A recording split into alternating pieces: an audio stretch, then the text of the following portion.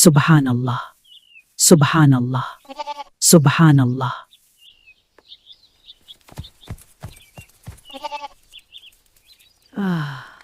दादी फ़ैरूज़ा निहायत साबर और मोहब्बत करने वाली खातून थी और अमीरा से बहुत मोहब्बत भी करती थी। माशाल्लाह। दादी रोज़ाना अपनी प्यारी बकरी नाजू के साथ गांव की नदी के किनारे जाया करती।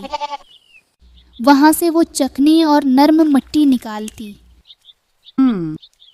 इस काम में नाजू भी दादी की मदद करती। दादी, काफी मिट्टी निकल आई है। मिट्टी चिकनी भी है और नम भी। मैं थक चुकी हूँ। अब हमें घर चलना चाहिए। वैसे भी शाम होने वाली है। हाँ बेटी नाजू, बस थोड़ी सी मिट्टी और निकाल लें, फिर चलते हैं।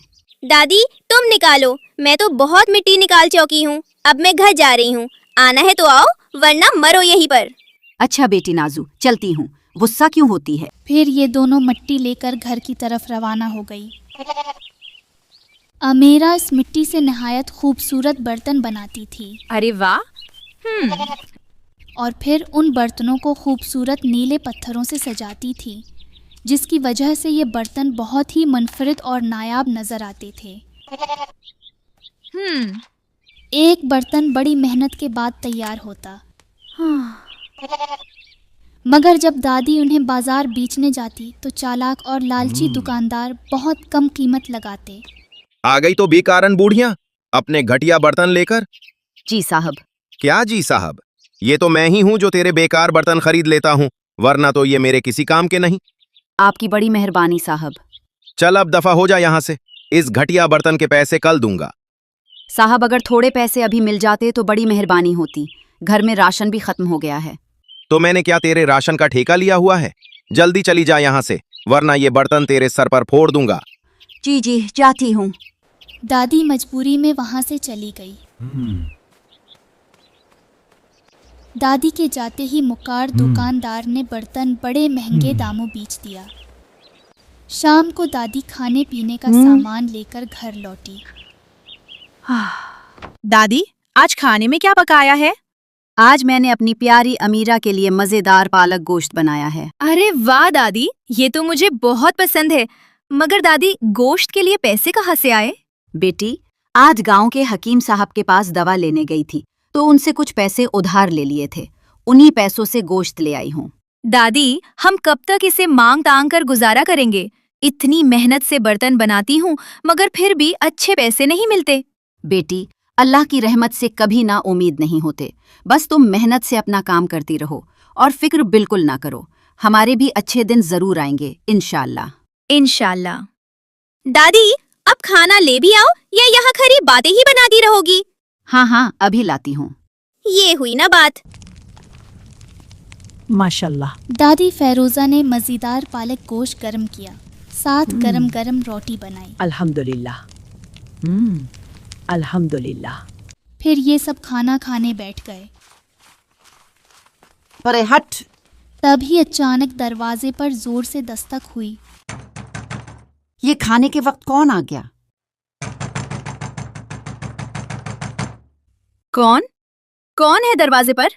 बेटी अमीरा, मैं हूँ, मोहल्ले का बूढ़ा हकीम। अरे दादी, ये तो बूढ़े हकीम साहब हैं। दादी, तुम पैसे उधार लेकर आई थी या चुरा कर लाई थी, जो ये बूढ़ा हकीम घर तक आ गया? अरे नाजू, कैसी बातें कर रही है? पैसे तो मैंने उधार ही लिए थे। न जाने ये इस वक्त यहाँ क्या लेने आए हैं। फेरोजा बेगम। जी जी हकीम साहब, अंदर आ जाइए। अस्सलाम वालेकुम फेरोजा बेगम। वालेकुम अस्सलाम हकीम साहब। आप इस वक्त? बस क्या बताऊं फेरोजा बेगम, अचानक मेरे घर मेहमान आ गए हैं और घर में कुछ खाने को भी नहीं है। और जो पैसे मेरे पास थे वो सुबह मैंने तुम्हें दे दिए थे, बस इसीलिए यहाँ आ गया हूँ। जी जी हकीम साहब, मुझे याद है। मैं जल्दी आपके पैसे वापस कर दूंगी। दरअसल काफी दिनों से गोश्त नहीं खाया था, तो मैंने आपसे पैसे उधार लेकर थोड़ा सा गोश्त पका लिया।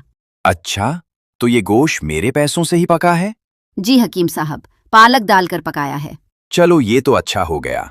मैं यही पालक गोश्त अपने मेहमानों के लिए ले जाता हूँ। मगर हकीम साहब, फिर हम सब क्या खाएंगे? तुम लोग चाय के साथ रोटी खा लेना। मैं कभी ऐसा ना करता, मगर क्या करूं, घर में मेहमान बैठे हैं, मजबूरी है। मुझे तो लगता है ये बूढ़ा हकीम झूठ बोल रहा है।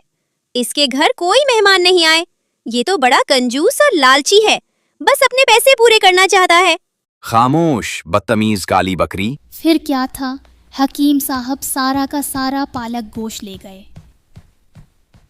और अपने घर जाकर मजे से खाने माशाल्लाह। लगे। माशाल्लाह। इधर दादी फेरोजा, अमीरा और नाजू ने चाय में डबू डबू कर रोटी खाई और अल्लाह का शुक्र अदा किया। अल्हम्दुलिल्लाह।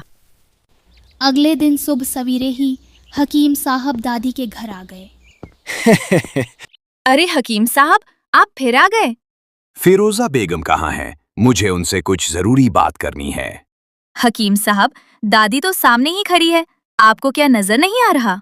अरे नहीं बेटी, अल्हम्दुलिल्लाह मुझे अच्छे से नजर आ रहा है। मेरी आंखें सलामत हैं, वो बस मैंने ध्यान नहीं दिया। हकीम साहब खैरियत, कैसे आना हुआ? फिरोजा बेगम, मैं अपने बाकी पैसों का तकाजा करने आया हूँ, कब वापस करोगी? हकीम साहब, अभी तो हमारे पास पैसे नहीं हैं। जैसे ही बर्तन बिकेंगे मैं आपके पैसे लुटा दूंगी। अच्छा, वैसे ये घर क्या तुम्हारे नाम है फिरोजा? जी हाँ, ये मेरा अपना घर है।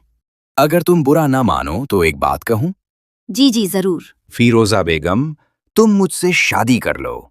देखो, मैं अपना घर किराए पर चढ़ा दूंगा, अच्छा खासा किराया मिलेगा, हमारे हालात भी बेहतर हो जाएंगे। मैं शादी के बाद तुम्हारे इसी घर में आकर रहूंगा, तुम्हें एक प्यार करने वाला शौहर मिल जाएगा और मैं तुम्हारा और तुम्हारी पोती अमीरा का खर्च भी उठाऊंगा।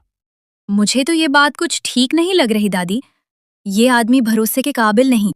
मगर हकीम साहब, आपकी उम्र तो मुझसे बहुत ज्यादा है। अरे फिरोजा बेगम, अब इतनी भी ज्यादा नहीं, बस 2-1 साल ही बड़ा होऊंगा तुमसे। देखो फिरोजा बेगम, मैं अकेला आदमी हूँ, इतने बड़े खाली घर में रहता हूँ।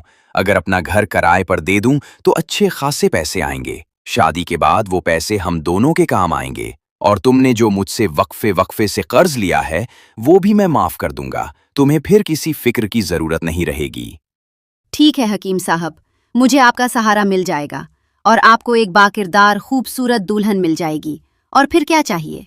फिर क्या था, बूढ़े हकीम और दादी फेरोजा की शादी हो गई। दादी फेरोजा इस शादी से बहुत खुश थीं। माशाल्लाह। हकीम साहब भी दादी की मोहब्बत और खूबसूरती देखकर शुक्र अदा कर रहे थे। अमीरा और नाजो भी अब मज़ेदार खाने खाती थीं। एक दिन जब दादी हकीम साहब के लिए मज़ेदार पुलाव पका रही थीं, तो हकीम साहब दिल ही दिल में सोच रहे थे, अगर इस बुढ़िया का घर मुझे मिल जाए तो मेरी बाकी की जिंदगी सुकून से गुजर जाएगी। अमीरा को तो मैं वैसे भी घर से निकाल दूंगा और पुलाव तो मैं इस बकरी नाजू का पकाऊंगा। अपने मकसद में कामयाबी के लिए अब मुझे जल्द ही कुछ करना होगा और इस बुढ़िया को ठिकाने लगाना होगा। अरे फिरोजा बेगम, क्या पका रही हो? मजेदार पुलाव बना रही हूँ आपके लिए। बेगम, क्यों इतनी तकलीफ करती हो खाने पकाने में? मुझे अच्छा नहीं लगता कि मैं अपनी नई दुल्हन से काम करवाऊं। कोई बात नहीं हकीम साहब, मुझे आपका काम करके अच्छा लगता है। अच्छा, ये सब काम छोड़ो, हम आज ही गांव की नदी पर सैर को जाएंगे। नदी की सैर? हकीम साहब, नदी पर तो मैं अक्सर अपनी बकरी नाजू के साथ जाती थी, कच्ची मिट्टी लेने, जिससे मेरी अमीरा बर्तन बनाती है। अरे बेगम, आज तुम मेरे साथ जाओगी तो मजा ही कुछ और होगा। हम दोनों कश्ती में बैठकर नदी के ठंडे पानी में अपने हाथ भिगाएंगे और खूबसूरत मौसम का मजा भी लेंगे। ठीक है हकीम साहब, जैसी आपकी खुशी। फिर क्या था, हकीम साहब और दादी फेरोजा नदी की सैर को निकल गए। माशाल्लाह। दोनों कश्ती में बैठकर नदी की सैर करने लगे। कुछ देर बाद दादी फेरोजा ठंडे पानी में हाथ डालने के लिए जरा सी झोंकी तो हकीम साहब ने अचानक उन्हें पीछे से धक्का दे दिया। दादी जोर जोर से चलाने लगी, मगर हकीम साहब पर कोई असर न हुआ। तोपते उभरते दादी ने कश्ती को पकड़ लिया। दादी का वजन ज़्यादा होने की वजह से कश्ती एक तरफ को झुक गई और इसमें पानी भर गया। कुछ ही देर में कश्ती डूब गई और साथ हकीम साहब भी डूब गए। और इस तरह हकीम साहब को उनकी बदनीति और लालच की सज़ा मिल गई। दादी फेरोज़ा चौंके अक्सर नदी पर आती जाती थी, उसलिए उन्हें तैरना आता था। उन्होंने हिम्मत से काम लिया और तैर कर किनारे तक पहुंच गईं। उस तरह उनकी जान बच गई। आखिरकार दादी फेरोज़ा घर पहुंची और सुकून का सांस लिया। उन्होंने अमीरा को प्यार से गले लगाया और खुशी का इजहार किया। दादी, मेरी बच्ची। हकीम साहब का घर भी दादी को मिल गया और यूं दादी और अमीरा की जिंदगी खुशहाल और खूबसूरत हो गई।